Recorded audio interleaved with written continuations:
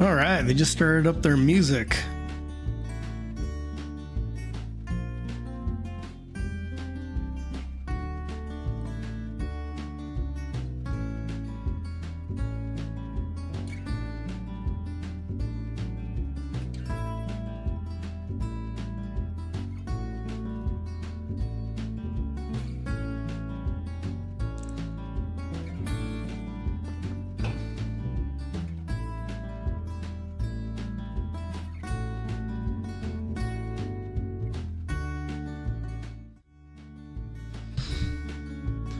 All right, we're still waiting on their stream. Got a minute and a half left. What will Blackmagic have today? I have a feeling they're gonna wait till the very end to give us the sweet, sweet camera details.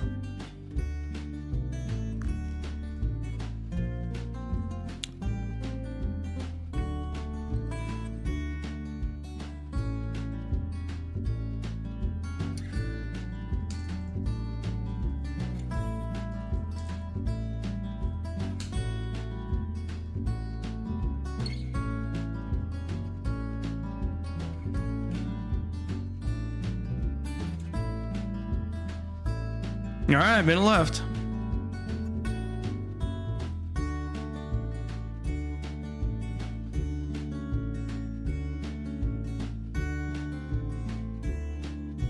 I like this chill music that they have.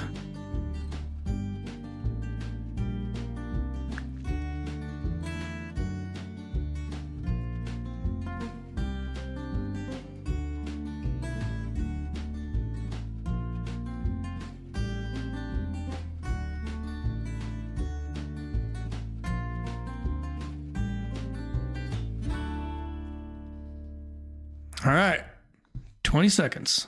What do we got? What do we got today?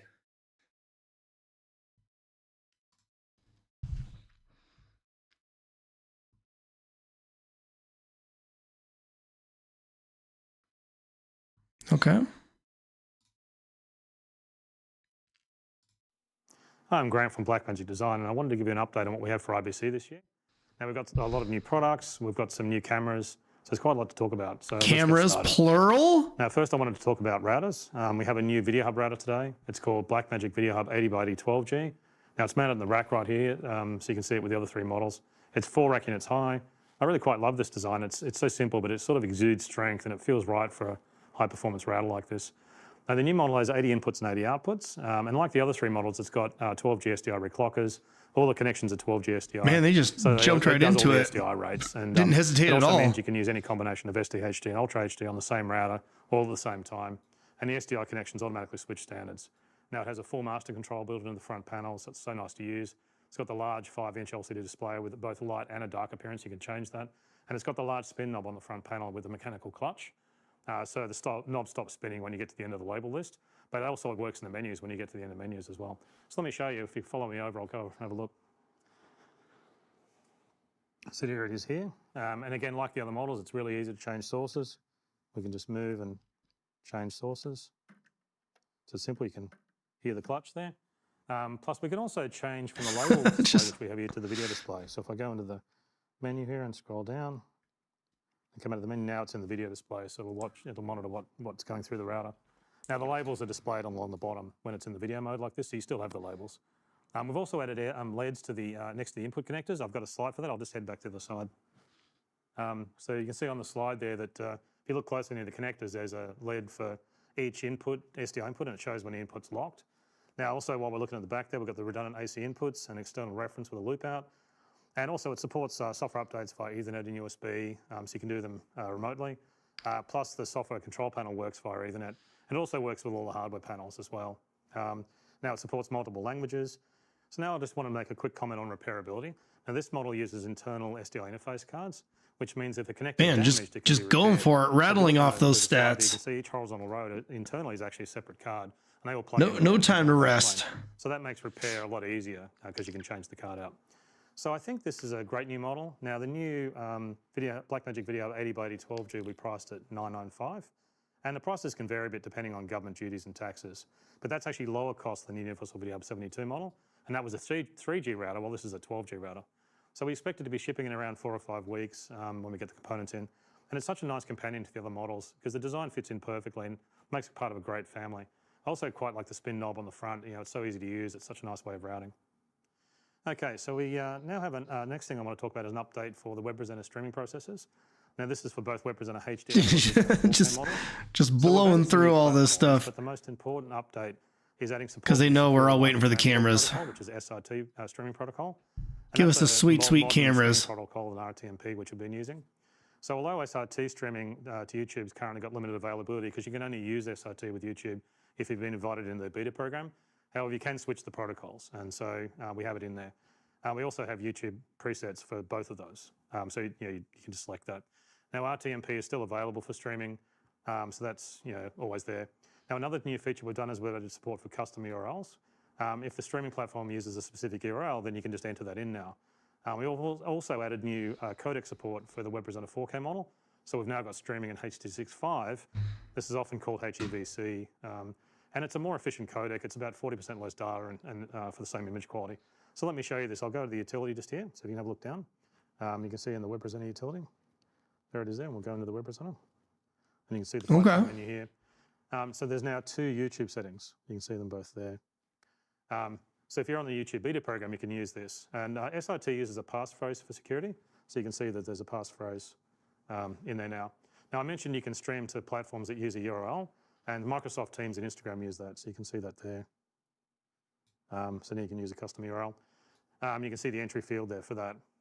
There's also some custom URL sections where if you just want to stream to any platform and use a custom URL, then you can do that. So if I go down the bottom there, you can see those. And we actually have 2 presets for that. So you can see there's both H.264, whoops, wrong menu, and H.265, and you can just enter a URL. Lots of sites use URLs for streaming. But these new features can be customized in the XML file. So if you're technically minded, you can actually go into the now cameras. So you can go in and change. We want to know about the cameras. You can also change the streaming data rates directly. You can change the codecs. You can change to H.264 and H.265 on the WebPresenter 4K model. And lastly, as part of the software update, we also fixed a bug that prevented streaming to devices on different local subnet networks. So that's a nice little bug fix. There's a few little bug fixes like that. So the good news is this update will be free of charge. So the software is called Blackmagic WebPresenter 3.3, and it'll be available to download today. Now the good news is we also have an update. Blackmagic's so good at their I've got one here. So this adds free software updates and always keeping everything up to date. WebPresenter to the ATEM streaming bridge. Now SRT means lower latency. It's a more reliable protocol for streaming. And if you're using multiple cameras with multiple streaming bridge, it'll keep the cameras closer in sync. And now the other thing we've done is we've added support for a ULAW codec, an audio codec. Now let me explain how this works. This is for the return audio feed. So the video outputs here, when you stream from a WebPresenter to the ATEM streaming bridge, the video comes out of these connectors here. But if you put a video feed into the SDI input, this is the reference input. It's actually a reference input, but if you put video into this, it'll actually take the audio from that input and feed it back to the WebPresenter. This could be program audio or talkback audio, and then the audio comes out of the monitoring output on the WebPresenter. So by using this ULAW codec for that now, we actually have a lot lower data rate back to the WebPresenter. And the return audio feed is how remote cameras can actually hear talkback from the studio, because this would obviously be in the studio. And we can also send back camera control from the connector back to the WebPresenter as well when it comes out. So you can control the cameras from the WebPresenter SDI monitoring output. You can control all the cameras because the camera number is actually set locally on the cameras themselves. Plus there's tally going back through there. So it's a very powerful solution, and it creates a global live production system. Also, we actually fixed a bug in this update we actually recently introduced. Now this caused the monitoring output of the WebPresenter to be the return audio from here only, not its input audio, which is kind of annoying because it causes problems if people are using the WebPresenter for normal streaming. So now we've added a new menu to change the monitoring between the SDI input and the remote talkback audio on the WebPresenter, and that's in the WebPresenter menu. We also fixed another small bug that could interrupt the audio feedback if the SDI. Hello. No cameras yet, but he did. Fixes that always make their way into these new updates. He did say in the beginning that they have some new cameras, plural. Okay, now I want to talk about ATEM. So yeah, we'll definitely see what that means. I'm sure some of them will be broadcast cameras. I'm sure, there'd be something like I'm thinking like a pocket update. There's rumors of a full frame camera. Models with more buttons. And that allows more input buttons. Yeah, we'll see. He did say cameras plural, so hopefully. Follow me down, and I'll show you down here. We've got some panels, the new model set up. Hopefully we get something based on the larger panel designs, that's other than just broadcast. Called ATEM 1ME Advanced Panel 20 and ATEM 1ME Advanced Panel 30. But they've also got some nice features over the 10 input button. Because they're wider, we can fit a bit more. So they now both control 4MEs, which you can see over here. So he's talking to the 4MEs. So, and they've also got 4 upstream keyers over here, and they've also got 4 downstream keyers. So that's pretty nice. So you can use these panels with really big 4ME switches. So they're really, really nice. So you can see that we can control the buttons, and it's got the nice T-bar, which is really nice. They also support, and they've got the 30 input one down here. And they're tied together, so you can see them both move together. Now they've got multiple language support. You can do updates via USB and Ethernet. And also about repairability, these are the same, they use the same internal PCB modules as the larger panels. So you can actually repair them with the same parts, and you can move the modules around and even swap them if you had a failure. You could move it in an emergency to a different part of the panel.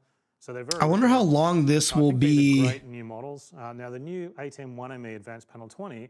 I wonder how long this presentation will be today. And the new ATEM 1ME Advanced Panel 30 down there will be. There was like no warm up, no intro, nothing, just right into this, going crazy. ATEM panels. I really particularly love the 1ME panel, the 20 button one. It's small, but it's extremely powerful, so it's almost like the perfect size. Now, next I wanted to talk about the Blackmagic Studio Camera. Now, the original Blackmagic Studio Camera 4K Plus model was actually based on the Pocket Camera. Studio Camera, we kind of studio camera. figured that was coming. We actually took the Pocket Camera design and put it into a Studio Camera design, or the Pocket Camera electronics and put it in the Studio Camera design. And this made a really nice low-cost HDMI model. However, we've been reworking on this design. We've been basically redesigning it because we wanted to add SDI connections, and this would let us work with SDI switches. So we've done that, and we think it's very important because when you buy a camera for a HDMI switcher, you really want to be able to use it with a more advanced SDI switcher later. So you can keep using your cameras even as you grow, and I think that's quite important. Okay, so the new model is called Blackmagic Studio Camera 4K Plus G2. It's very similar, but it's got SDI connections added. So let me show you. Let me just remove this. I'll bring it out. Now it's got all the features of the older model. I'll just grab it. Here it is. Okay. So it's got, like I was saying, it's got all the features of the older model, but it's got 12G SDI out and it's got 12G SDI in for the program return. Now the program return does the tally, the camera control, and the talkback. Now you can also use 3.5mm headsets for talkback now because it's got the SDI in, and it also records Blackmagic RAW on USB discs. It works with the focus and zoom demands. So it makes photographic lenses look like, and feel like broadcast lenses. It's really nice. It even supports the REST control protocol if you use a USB to Ethernet adapter, because it doesn't have Ethernet like the Pro models have, but you can still use the camera control. So let me show you. Let me make it full screen. So I'll plug in the 12G SDI. So I've got some 12G SDI connections out here. So I'll swing it around without bumping into my computer. The studio cameras look, they're kind of interesting, but they also look kind of goofy. I'll plug in some power. Maybe it's the little lens on the front. Go up the screw nut. There we go. So now it should be powering up.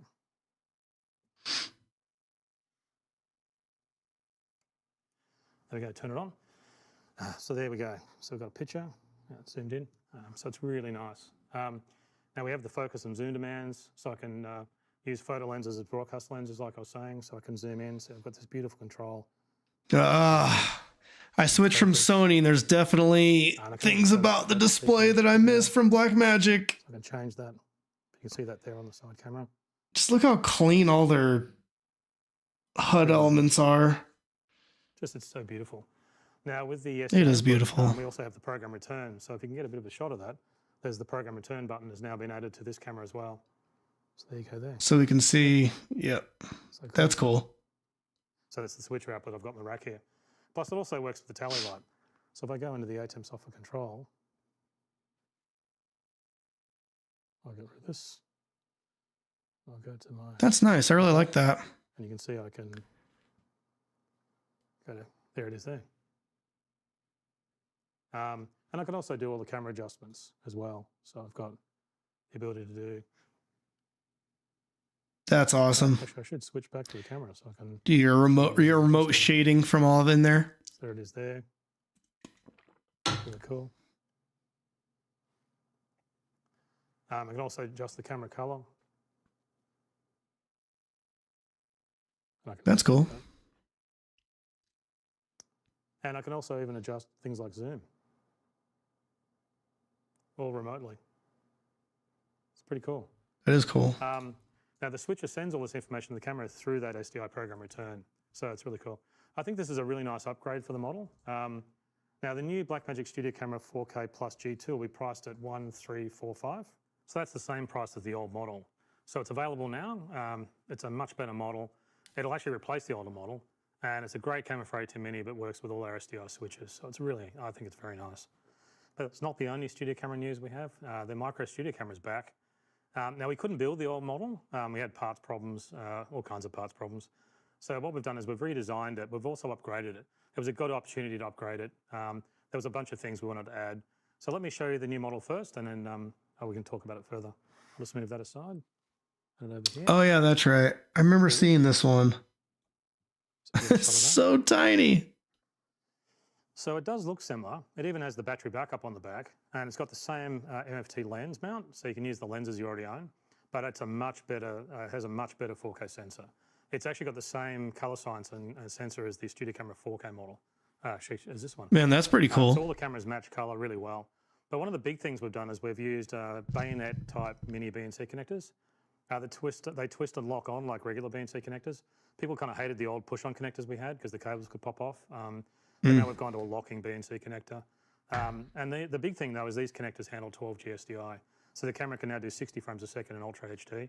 The old model could only do 6G SDI on its connectors, so it was limited to 30 frames a second. So going to 60 frames a second will be fantastic for sports. And of course the camera can be switched to HD rates for HD work. Now the new model has a regular power connector on it, which is simpler. And the USB can actually record Blackmagic RAW to USB discs now. So that's a big update on this camera. That's awesome. The USB even supports the focus and zoom demand. You know, if you definitely miss some kind of studio camera. The Blackmagic RAW every now and then. You use a USB to Ethernet adapter. So that way you actually have 3 different ways of controlling the camera. You can do it via HDMI when it's connected to an AT Mini. You can control it via the SDI program return input when you connect it to an SDI switcher, or via Ethernet when you've used an USB to Ethernet adapter. So the HDMI output has on-screen menus for changing the camera settings, like how the Hyperdeck Shuttle does. And you can use the buttons on the front to set the menus, such as like camera number and other functions like that. So let me plug it in and I'll show you how it works. So I've got some video cables that I can plug in. Little mini BNC cables here that plug on, they're quite nice. And I've got a power connection over here, which I'll plug in. I'll screw up the power connection nice and tight, and I can bring it over here. So I'll bring this over this way a bit so I can get a nice shot.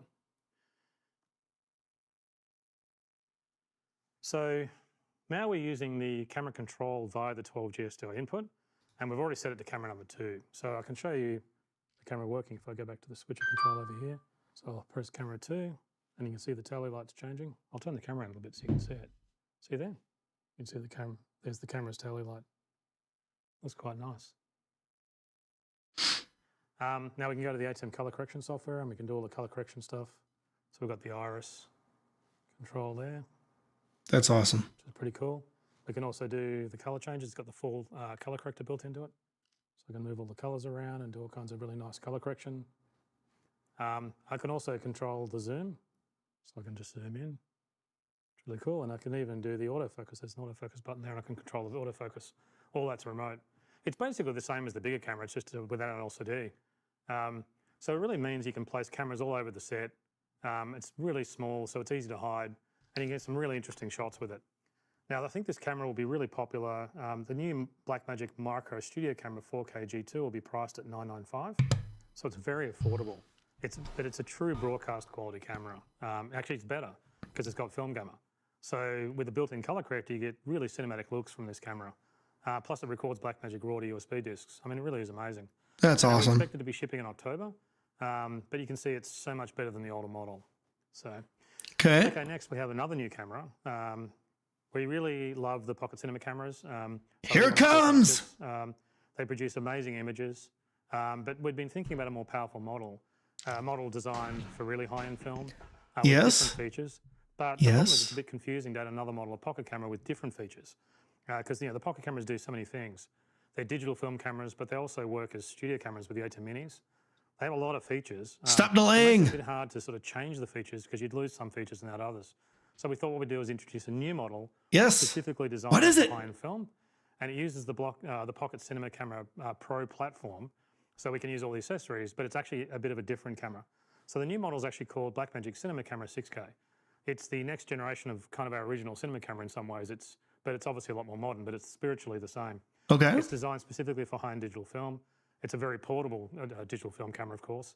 Let me show you. I'll bring it out. Here it is here. There you go. So you can see the platform looks like a pocket cinema camera. Okay. So it's you can pretty use all similar to the other battery ones. extender and all the same accessories. If I'll bring out the other camera that we've got rigged up with the pocket camera accessories. There it is there. So you can see, you know, it's all got the same accessories, but the internal electronics have been completely redesigned. Internally, it's a completely different camera. And so the features are actually quite different. Now, the first big change is the media. This camera uses CF Express, and those cards are super fast, really small, and they're designed for film and video. I can show you the card here. I wonder what the sensor size is. So, I mean, it looks exactly like the other ones. It also has an L mount lens. L So mount. very shallow mounts. It's very adaptable. So you can put like EF lenses and PL Cine lenses on and a lot more. You can actually use the EF lenses from your pocket cameras if you've got them.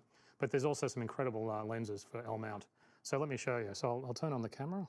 I'll take off. Yep, yeah, the lens cap is off. Let's have a look. I'll focus on something. So you can see it's, if you get it over there, it's really cinematic and the pictures are amazing. I'll do a recording.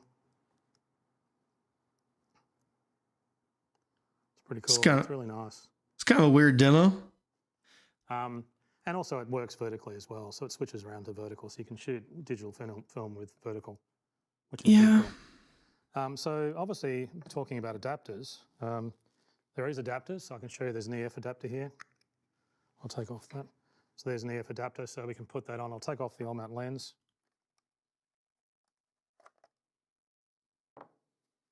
And I'm going to throw on the Sigma 18 to 35. Now the camera's an EF camera, so I can bring out an EF lens. Here's a small one we've got. A little wide angle one. Dang it. Put that on. So now it's got an EF lens on it. So you can see it's really simple. L mount's nice. So you can see we can now frame. We've got a focus. Might have to go and look at their website for There we go. We've got a more features because on there. And of course you can get other lens adapters, like we've got a PL mount adapter here.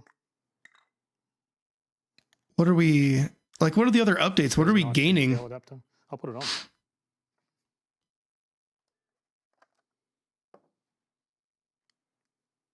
That sensor does look huge though. There we go.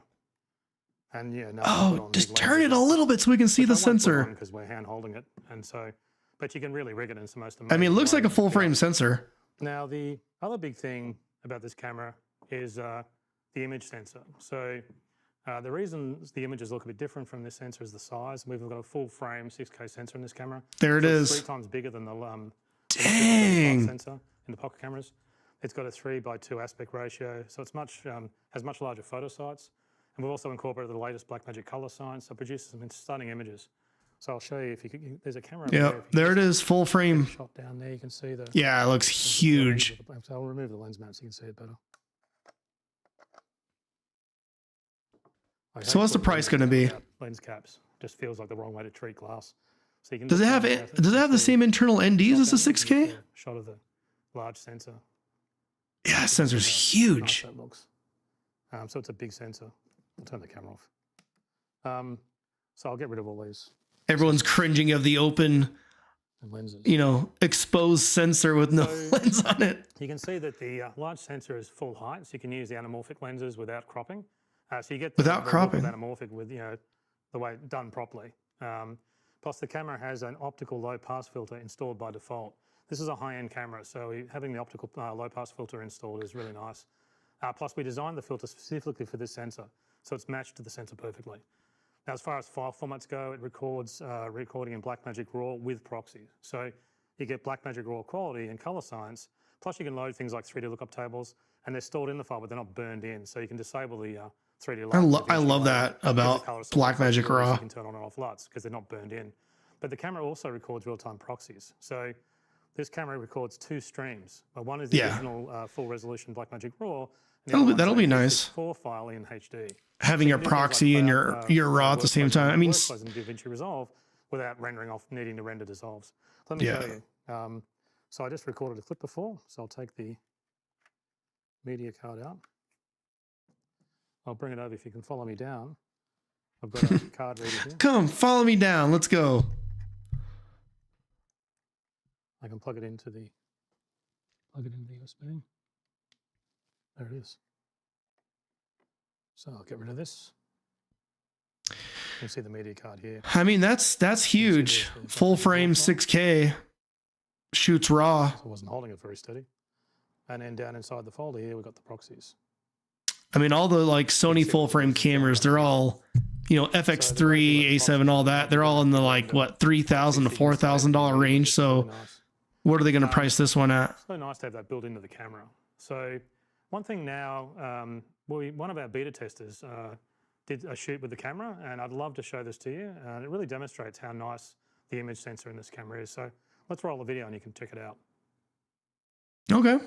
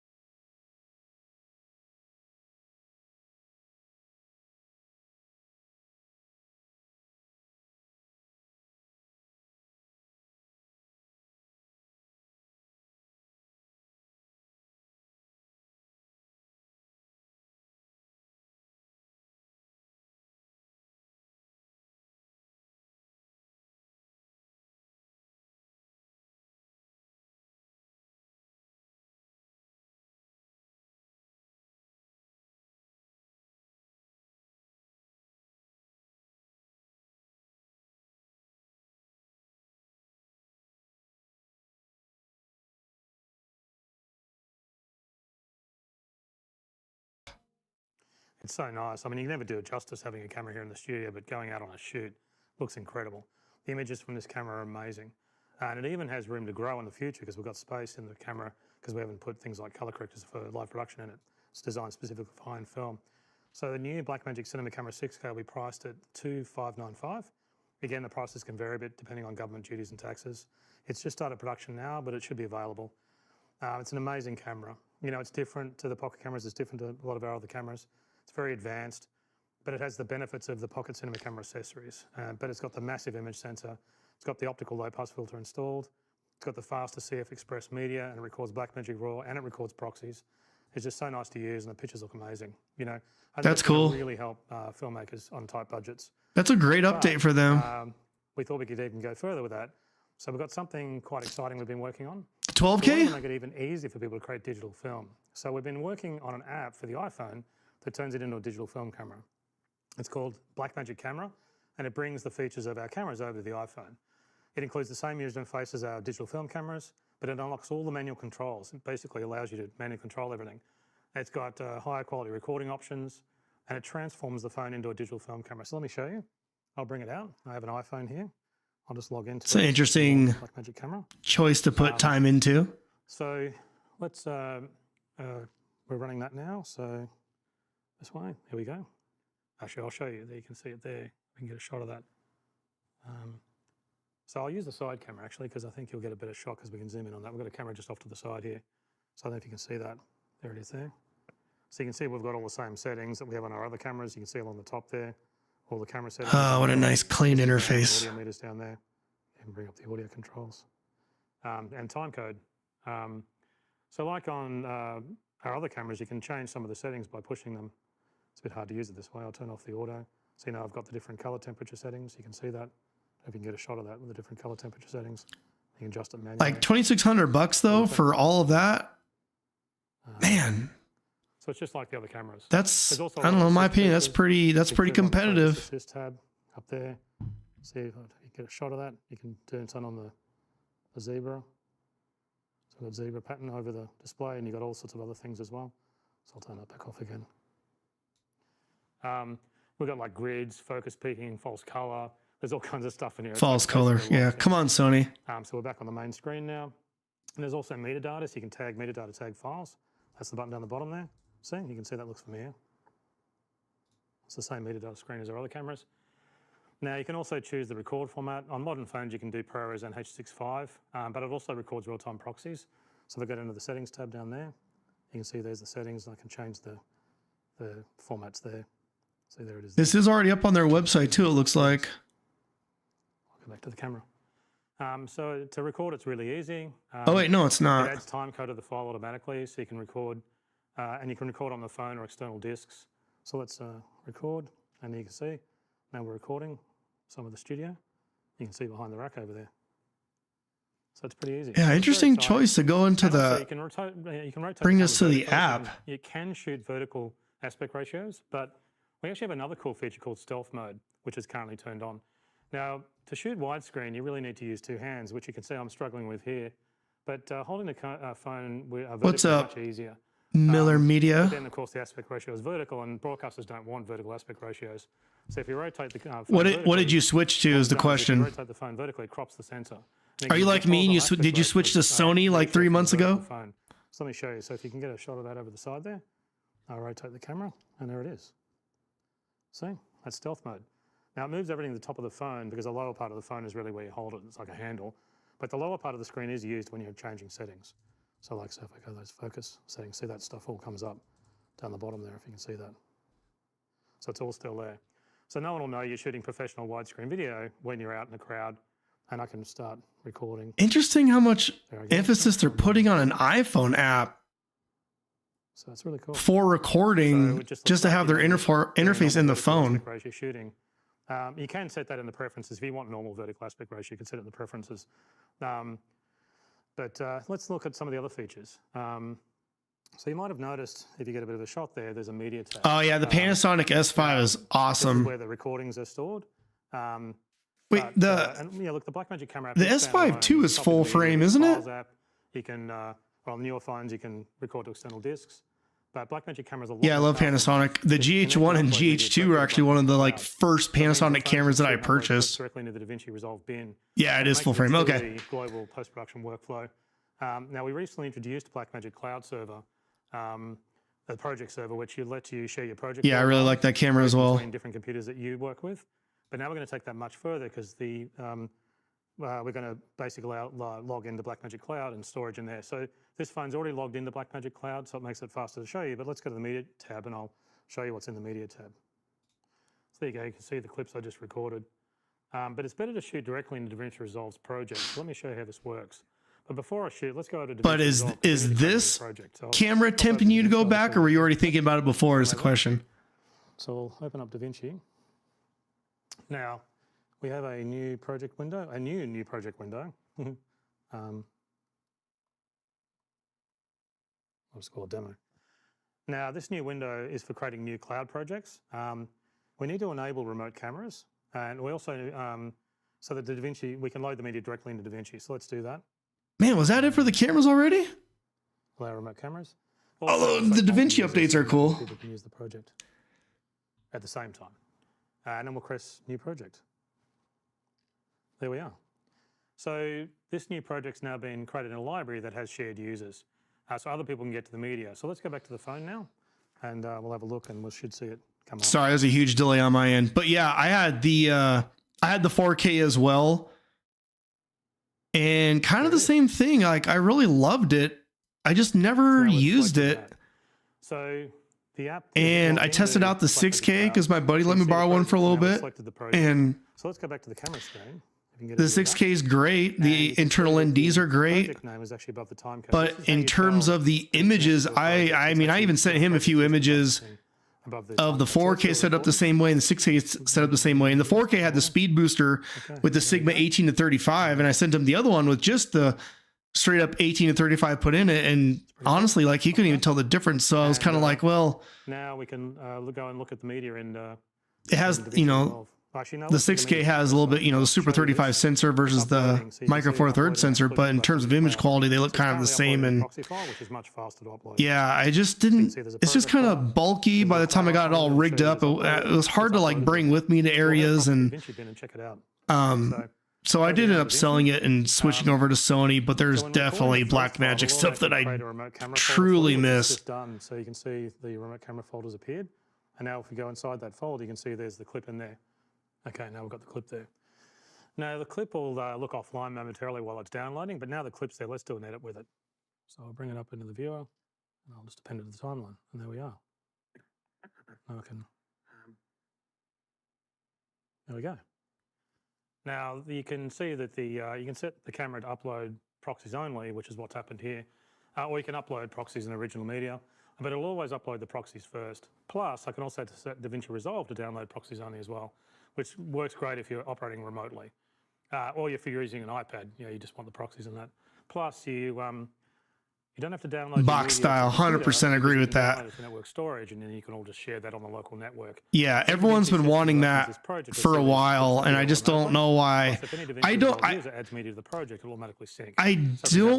the ergonomics of the 6K as well, especially by the time you get all rigged up with your external batteries. You know, of course I did the Samsung card, and by the time you get all that, it's like not really a pocket anymore, and you got this weird long thing. And yeah, a box style would be awesome. I will record the studio camera there.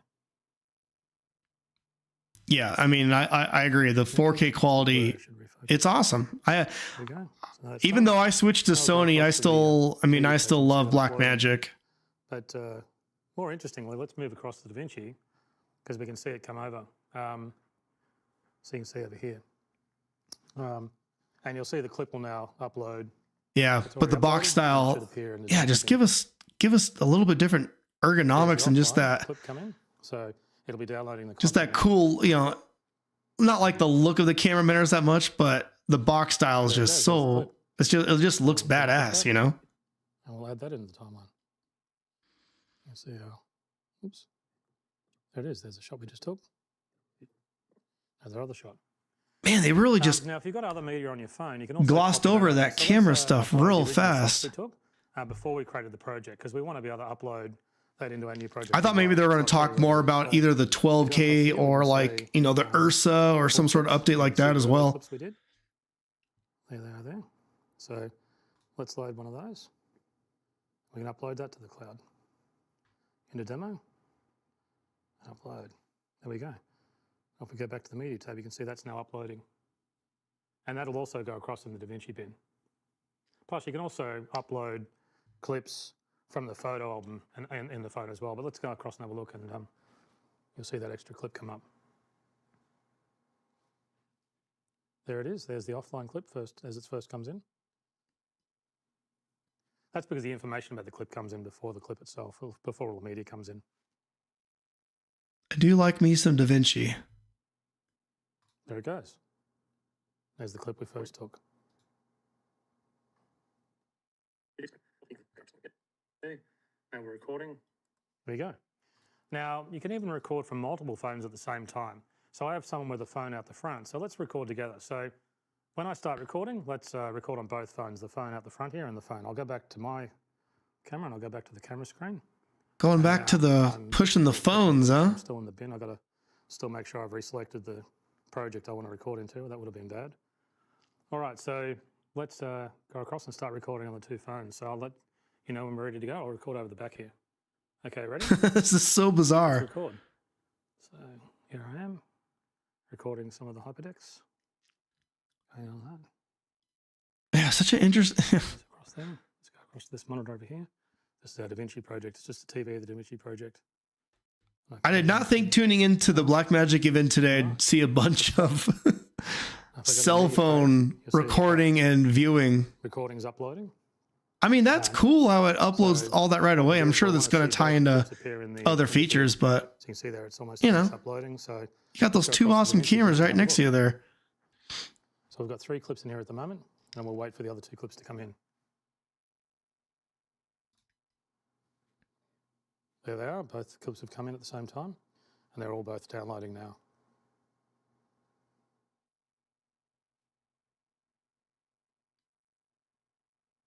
There's the first clip. It's appeared. Looks like that was the one from my camera. Are you guys doing DaVinci? There's the second clip. All right, let's have a look at the first. For your editing? You guys in Premiere? There it is. I need to... because of the Pocket, I have a DaVinci license uploaded ready on my computer, but I still have not made the switch from Premiere, and I really need to jump off the Adobe ship, I think, because DaVinci is awesome. You can see that it's the shot we took. It's pretty cool. Now, we can even use the sync bin to edit between the 2 different cameras. So what we'll do is I'll turn video only on because we don't want audio from 2 different cameras. Then I can go into the sync bin, which is over here. Now it'll show us the 2 clips as they appear in the, against the timeline. So if I play them, there we go. So now we can see. Yeah, Premiere for editing and DaVinci for color grading. I think that's what a lot of people are doing as their sort of like intermediate baby step to just, so let's do, you know, completely ditch Premiere. Good spot. A bit where it moves across there. Let's go, we'll pick this, and we'll do a source override edit, and then we'll go back to the timeline. So that's it there. There we go. Now we've done an edit. Okay. This monitor over here. It's the DaVinci project. It's just a TV of the DaVinci project. There you go, because the source override will automatically get that clip added to the layer above, it matching the time code of the timeline. So it'll automatically sync all these camera shots up as you put them into the timeline using the source override edit, which is this one here. So you can do multi-cam. What's up, CJ? Yeah, man, we were just saying that, like, you can use the sync just switch over to the box style. Give us what we want. I mean, you already got 3 generations of Pocket, right? Which is the second camera. Yeah, because they did 2 versions of the 6K, the 4K, and now we have this other. It's not the Pocket, it's whatever it's called now, but it looks exactly like the other ones. It's just like, come on, give us a sweet box style. That's all we want. Lose this DSLR kind of look. I also noticed when we go back to the phone that there was also a chat tab. So if we look here, there's the chat tab. Now this phone's connected directly into the DaVinci Resolve tab. So you could have like a... yeah, Kevin, I'm totally with you with that, man. It's like your heart, your heart and your wallet, you want to lead the Adobe ecosystem, right? And I don't know if you... So let me show you. And yeah, so you're right about 2 things. One, I think it's hard because jobs, clients, you know, vendors, they're all either still on Premiere or whatever it might be, and they might share project files and they want you to use Premiere as well. So yeah, I think that is a huge factor. But in terms of like leaving an editing program, I mean, I think in the long run, it's kind of a no-brainer and it would be super easy.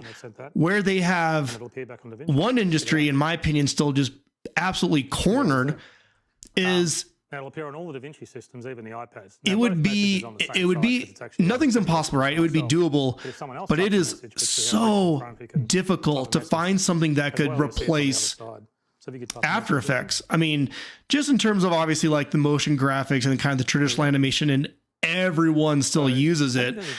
I think that's the other really hard thing that, you know, people are, And they're trying to come out with replacements, right? Like obviously people can use Blender for a lot of stuff, I think and it'll be pretty cool. there's Calvary and all that, but man, it's hard to ditch After So Effects. anyone can get digital film using their phone. Now the Blackmagic Cloud storage will also be online today. It's currently in beta as we want to make sure everything's working really well. I expect we'll get some good feedback once people start using it. Now the DaVinci Resolve project libraries are $5 a month as they are now, and the Blackmagic Cloud storage costs are based on the amount of storage you need. We've also chosen a bit of a different approach to the pricing. You know, a lot of cloud sort of products have a per user charge, but they normally sort of trick you into spending, you know, they specify the minimum number of users. So what sounds like, for example, what sounds like $25 Steven, a month per user, exactly. $25 if the minimum users is 5. The wide design is so like just awkward. Then you can have as many people as I mean, I know simple, and you can just share your project. I know people who, and there's no extra charge. you know, they're like full-time cinematographers, and they just opt to getting 2 pockets and leave one on gimbal and shoot with another one because the time and wasted trying to transfer that over, it's just a pain. What we've also done is we've added. I mean, it's cool. I'm glad they came out with it, but yeah, just give us the box style that everyone wants. Go across the to the US broadcast. Okay, so here's their new broadcast camera, which is cool, but I guess I was hoping for kind of more. It's already logged in. More cinema cameras. But you can log in manually as well, or you can Dang use it. the phone to authenticate. Because we've got a phone, you know, connected for mobile data. Also, this camera's rigged with all the ENG kit. It's got that ENG kit installed, and the phone is mounted on the side here, and then it's plugged into the. But yeah, I USB. totally agree. So let's check out the new media page. I'll move the that wide away. format, and then So there it is there. and like I kind of mentioned earlier, I don't know if you heard, but the wide format plus There it is all there. the add-ons that you It's a need really to nice basically get it up and running, whether it's Yeah, scroll and you're using the browse and everything. Samsung cards or external batteries and all that. I mean, it I need to go to the side tab it now. I'll get my head out becomes of not a pocket very the quickly, project there. which is fine for a lot of people, but Now it'll automatically shoot you know. and create proxies. And just like the Blackmagic Camera iPhone app, it'll upload the proxies first. So we'll go to the menu here, and you can see that the project name is actually above the time code. So you can tell which project you're logged into. Okay, now I'm doing a recording. There it is there. So it's pretty nice. Okay. Pretty cool. Okay, now I can stop. Anyway, let's go back to the media page. Then we can see it uploading. If I get my Yeah, head broadcast cameras are definitely cool, but close the tab, you can see it uploading there. Now the camera settings allow upload of proxies only, or you can do proxies in original media. yeah, I do kind of feel like that So I'll just close the chat. that new cinema camera announcement already being open gate in 6K. That's probably going to be like the biggest cinema camera announcement today. I don't, unless again they do something with like the Ursa or the 12K. Video upload.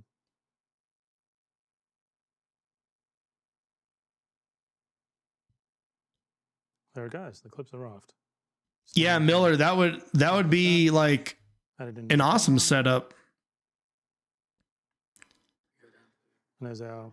Because at least if you kept the because if you had the S5 II on a gimbal, at least you know, if you wanted the option, if you didn't want to obviously pull focus or whatever, you can probably get away with murder with their new autofocus system, and So you can get all this, you know, get away with a ton of that on the gimbal. And like you said, it's all there to download. put the Blackmagic, put the Blackmagic on sticks or on a person, You don't want camera operators excellent and use that for and make sure you don't lose shots. you know, like your A cam.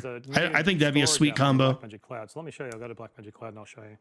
So if we go back to the computer here and go to the web browser, there's the Blackmagic Cloud site. You can see we've got a few new items added in there. And we can navigate down. Is anyone shooting on Sony here? And go down to here's our project here. That was my biggest fear of the announcement today is I just switched. I sold my Pocket 4K.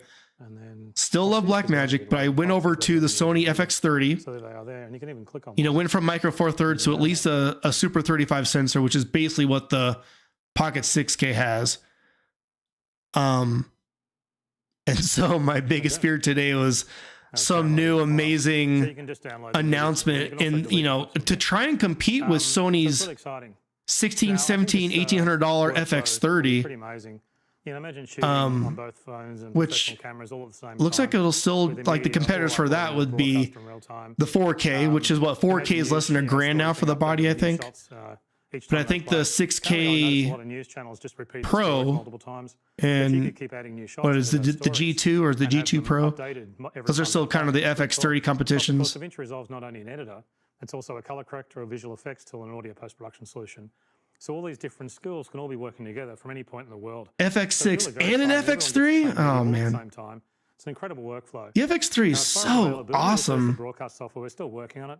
Now we'll be showing it at IBC. What I have been hearing though, I don't know if the update is for the FX3. It's a very big change to G2, but the software update will be. But I've been hearing a lot of do not upgrade to the latest firmware update. It might just be the FX30 because everyone's saying that they can't use their third-party batteries with the most recent update that they did. I'm still on the original or the second firmware, but everyone's saying don't update.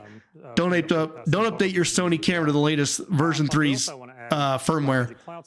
But again, I don't know if that's for the FX3 or just the FX30. The media by the DaVinci system, the Blackmagic Cloud Store can do it. So that's why we call them cloud stores. The idea is to link them into this whole thing.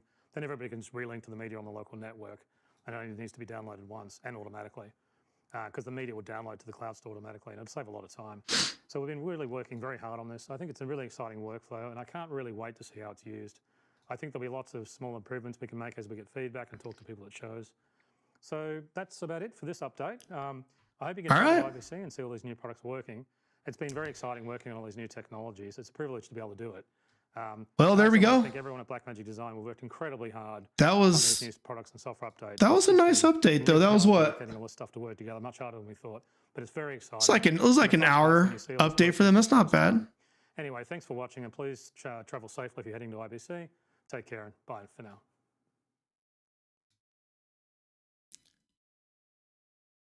Well, what do you guys think?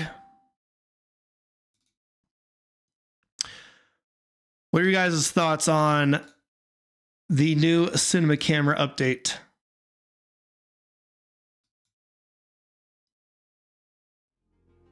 Turn a little music on.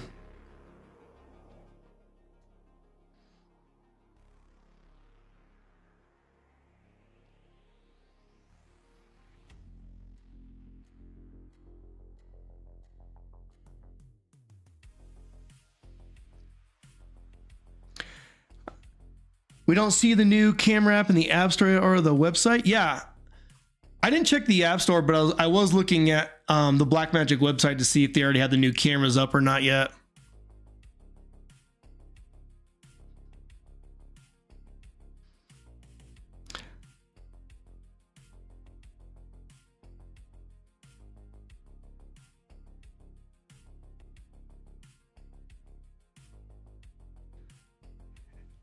My Sony cameras are the first cameras that I have not used third-party batteries with.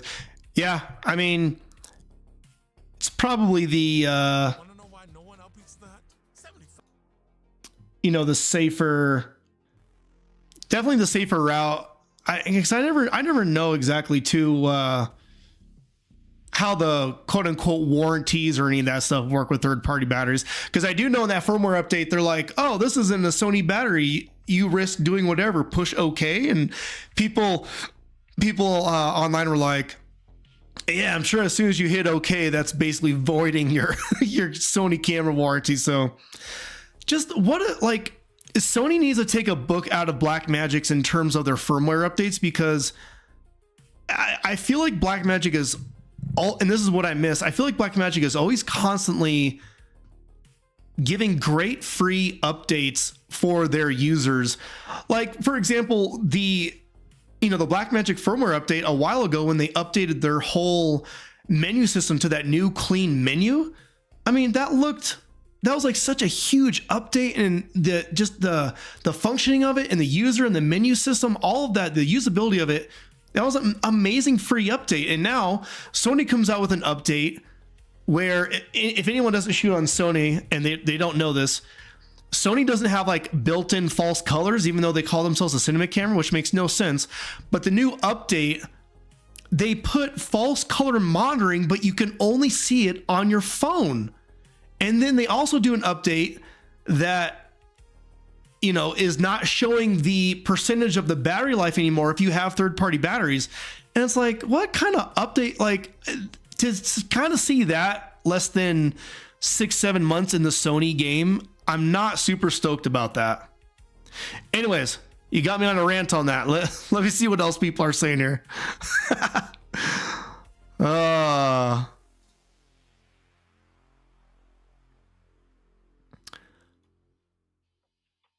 Sorry guys, this chat box is getting like cut off too. I need to fix this eventually. My bad. All right, Alyssa, on the new cinema camera, sensor frame rates, etc. Yeah, I don't see anything in there yet. All they mention is it's a 6K full frame sensor, L mount, and open gate. Did I miss anything else? I didn't see anything yet about like ND filters or anything.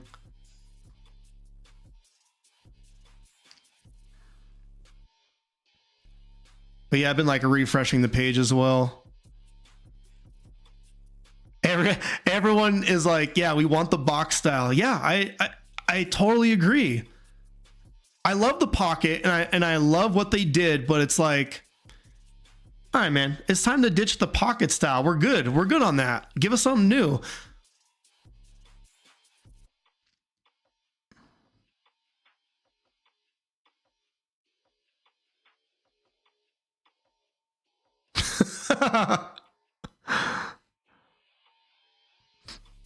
Need to get your arms. Yeah. I know. We all gotta hit the gym to be, you know, lifting all that, especially once it's all rigged up.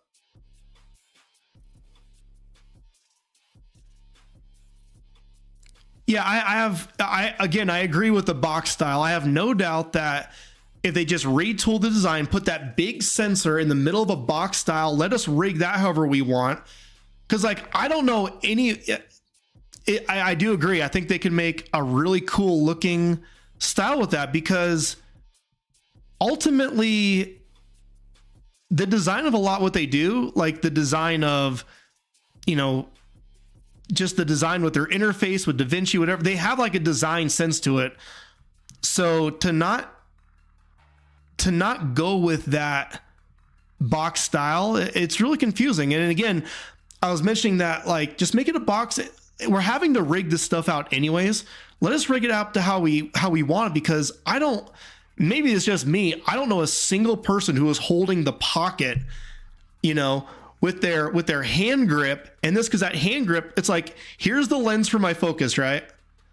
And then here's like the hand grip out here. It's like, no one's shooting with a pocket like this. It's, yeah.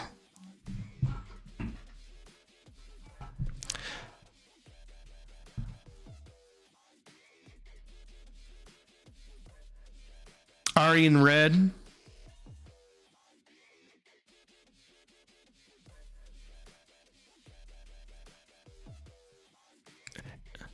Yeah, exactly. The Ari in red. Yeah.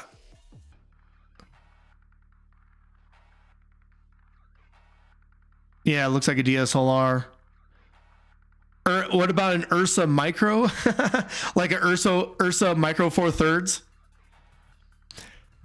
See, yeah, and you know, call it controversial, but I kind of feel like the Micro.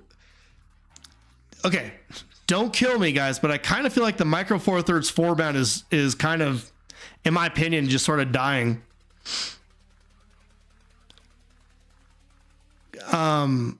You gain a pretty good amount with going with at least Super 35. You know, a lot of movies and stuff are being shot on Super 35.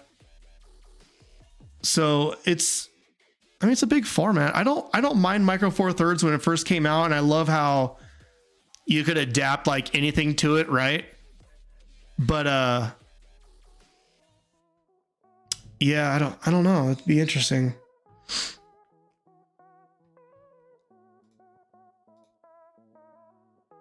Trying to see if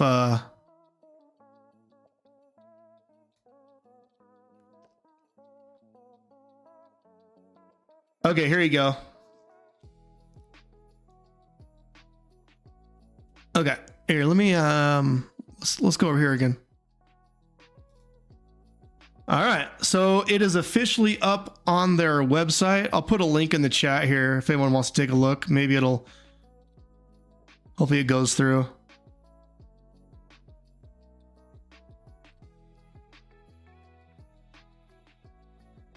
Oh, I see what you're saying. Like a smaller body style of the Ursa. Yeah.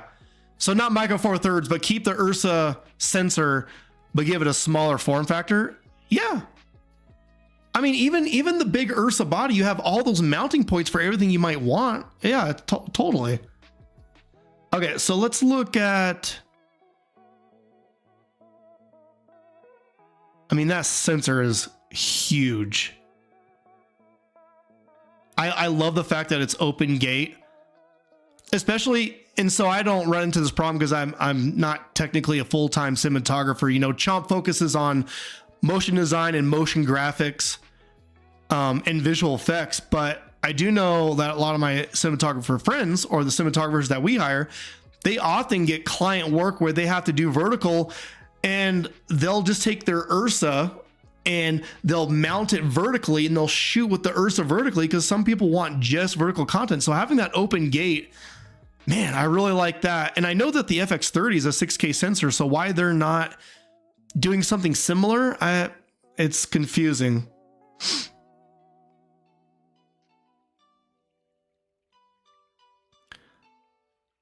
Okay, so it's in the App Store now. They must have just been waiting for this release to finish up. They probably just had it locked and loaded. Yes, I mean, L mount,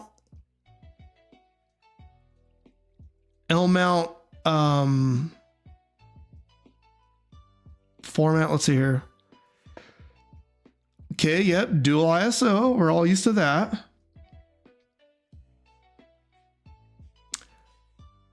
Hold on, let me get down. If I'm going too fast, or if you want me to go back to some, I can go back.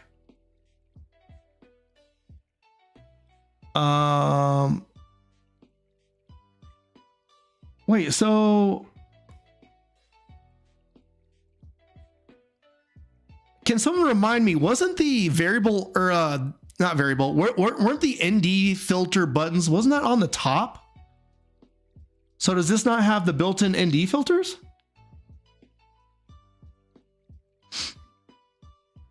Anyone have thoughts on that? Any cinematographers out there? Are you big into the like built-in ND filters? I mean, they are sweet. I have heard mixed reviews on them though, saying that some people felt like, what was it? They weren't good with infrared and they could change the colors a little bit, but I can't really speak to that.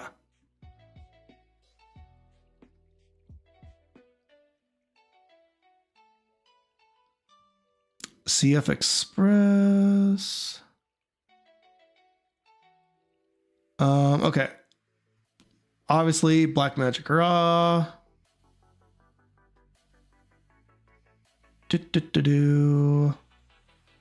So they have the same, no swivel, but just the, what do you call that? Just like, it just comes out horizontally on the monitor.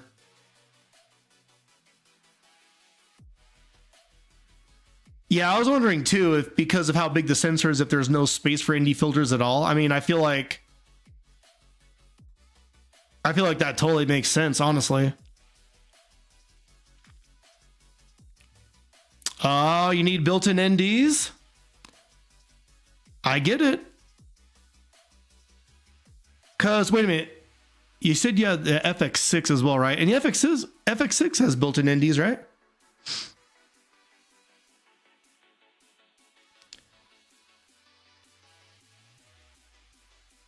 Okay, optional viewfinder. Yeah, that's what they did before.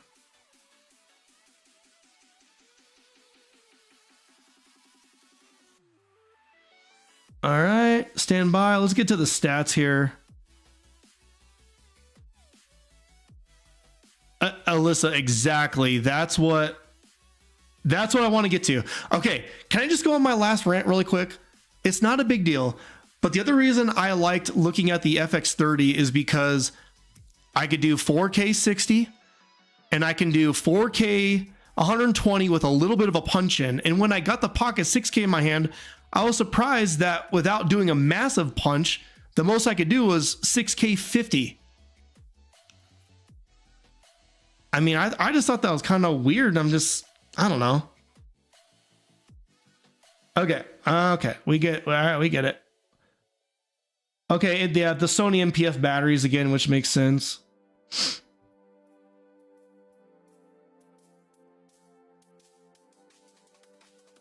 Wait, did I miss the, oh, tech spec. Sorry guys. Here we go. Okay. All right. Let's look at the frame rates.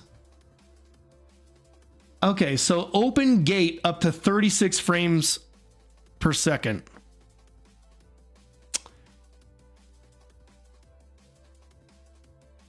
Anamorphic 6x5 up to 36 frames per second. 6K DCI 48 frames per second.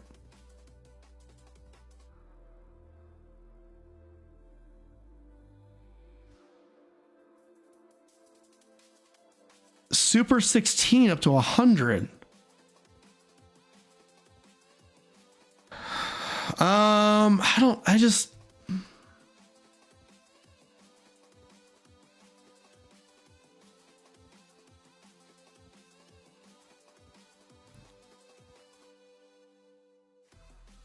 I don't know, guys. What do you think?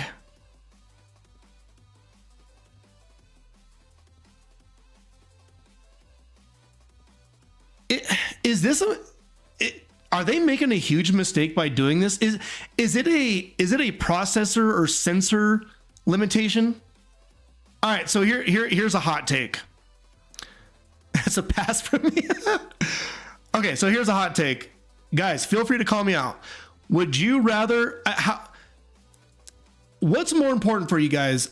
These okay, so OpenGate is awesome, but this 6K resolution at these frame rates, or if there was a quote unquote like 4K OpenGate, but without any punching in, you could do like 120 frames per second. Is that a deal breaker? Because like, again, I get it. The Sony FX30 with a little at 1920 by 1080 can do 240 frames per second. For a $2,600 camera, I would have been shocked if it did. I agree. Yeah. I mean, that's true.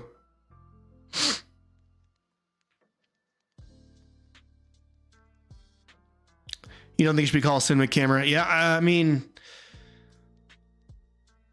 maybe it's just a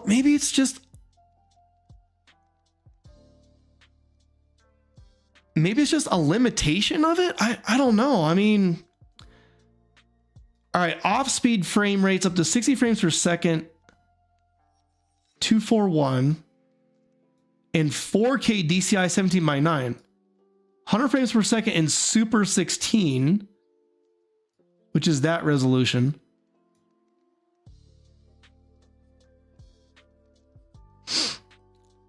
And I don't know for anyone who cares. If you're looking at cinema cameras, you probably don't care. You don't care, but is this continuous autofocus? Probably not. Yeah, you don't need 4K or you don't need 6K. You'd rather have 4K open gate with probably higher frame rates, right? That's what I don't understand about this sometimes.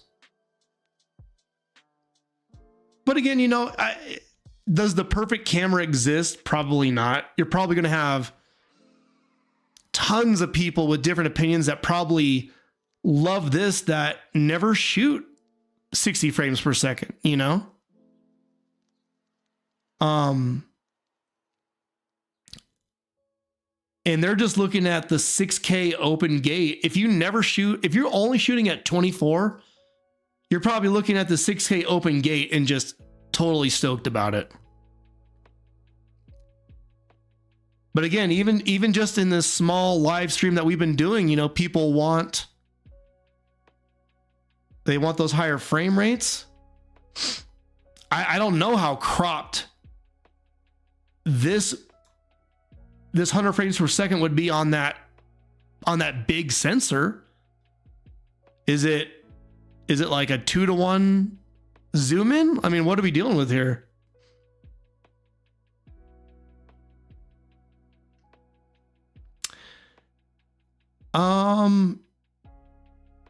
And then, yeah, I think you're right. Probably the size of the sensor and all that is why we don't have the built-in NDs anymore.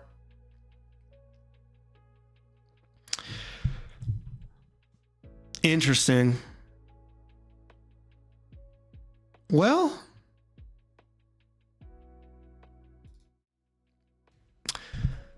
I mean, yeah, I guess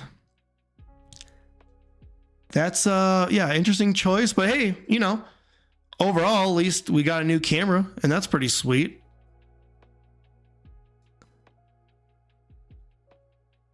Yeah, I like it. I think it's cool. Would I ever buy it? Probably not. If you're really big into full frame and open gate, I think it's a no-brainer for those people probably. At that price.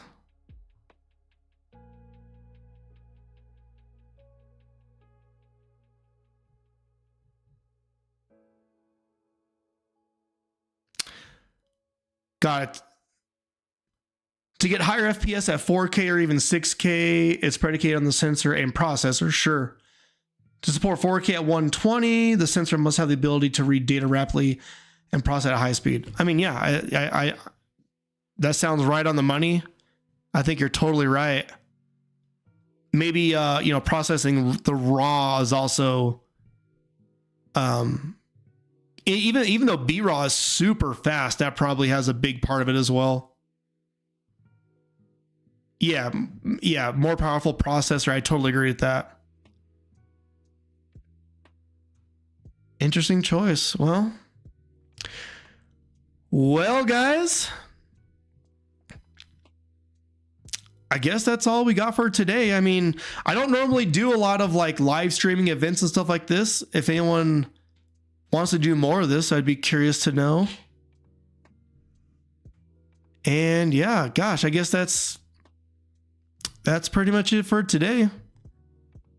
Anyone have any questions or anything else for me? I'm glad everyone stopped by. Thanks for chatting and interacting, because otherwise it gets awkward just looking at a screen by yourself.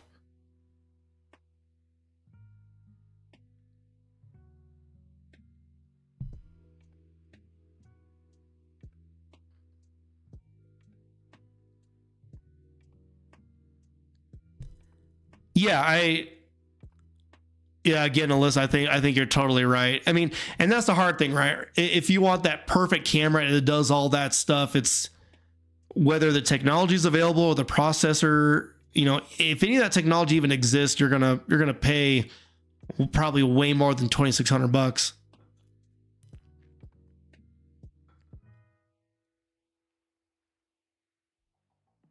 What? Blackmagic Design disabled their comments for the stream? I didn't know that.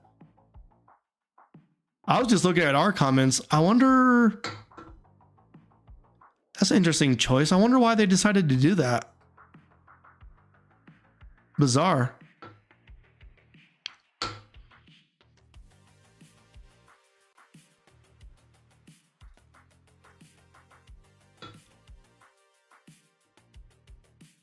Yeah, yeah. If you want all that, you're gonna have to go Red or Ari. Which, you know, people stay in their camps too, so they like to have their specific brands as well, you know, which I totally get.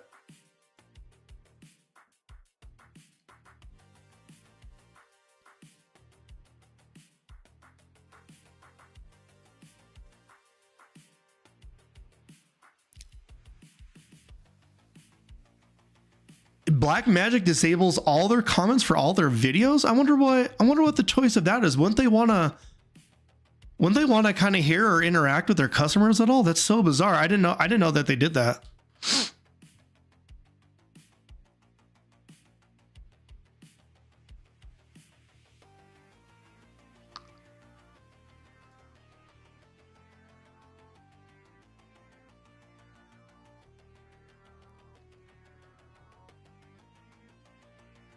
Interesting. All right, guys. Well, I guess that's all we got for now. Yeah.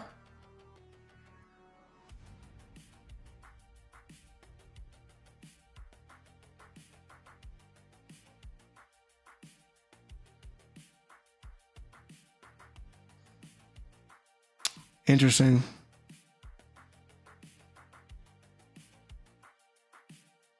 Well, this sample has 50 frames per second at 6K. Hmm.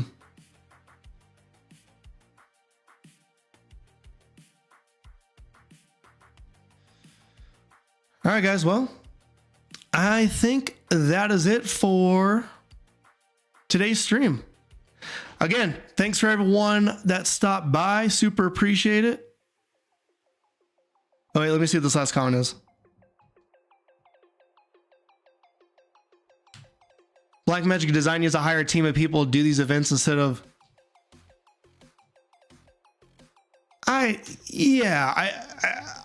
Yeah, put on a sexier sort of like main event about it. Yeah, I think you could go either way. I think you could do kind of like the Apple big show spectacle of it, or maybe just a modified of what Blackmagic's doing, because maybe they're just trying to be more minimal and humble about it. But I think they could definitely make more of a show out of it, because I mean, the stream started and you just instantly started talking just like about all the, you know, the mixers or, you know, the broadcast stuff, just like rattling off, talking super fast. I'm like, whoa, okay, we already started. But yeah, I agree. They could probably make more of a entertaining show out of it. Maybe a little bit.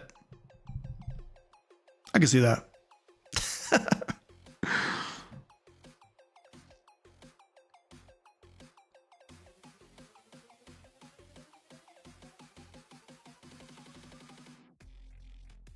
All right, guys. Well, I will end the stream here. I'll leave this chat box open for just a little bit if anyone wants to hang up, but otherwise, I will catch you guys in the next video or the next stream. I don't know. Don't really stream a lot. It's fun. It's cool hanging out. So you just let me know if this is something anyone likes doing. Maybe, I don't know what the next event is we could all watch together. But yeah, that'd be pretty cool. I don't know if any of the Warhammer people stopped by, but a lot of Warhammer people have been coming by since that Warhammer Reacts video. And they actually teamed up with Weta, so. But anyways. All right, guys. I will see you in the next one. Have a good one, guys. See you later.